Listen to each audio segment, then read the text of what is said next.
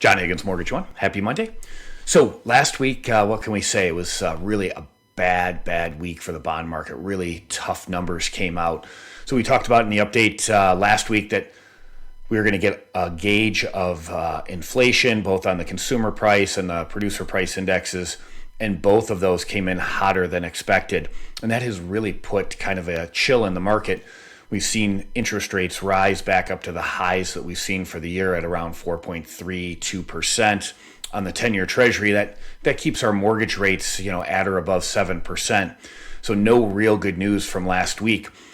If we look at what all this means as far as maybe a Fed rate cut, at the beginning of the year, we were kind of hoping that the Fed was going to cut rates at least 3 times. That's kind of what they were telegraphing at the time.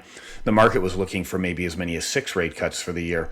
All of that has turned around drastically. And in fact, the idea that the Fed is going to cut any more times than 3 is really kind of a pipe dream. So the first rate cut now looks to be maybe in June. It's kind of a coin flip. The greater likelihood is maybe July. But if these inflation numbers continue to come in hotter than expected, there's no guarantee that the Fed's going to cut anytime soon. And we do have an election coming up in the latter part of this year. And the Fed, if they're going to cut rates, probably would like to do it sooner than later.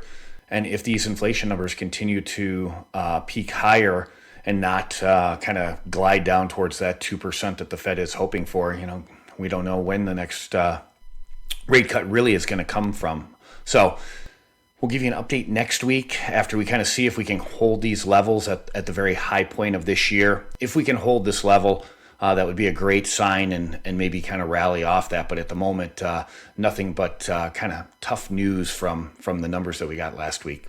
Have a great week, and we'll update you on all the activity in the bond market next week.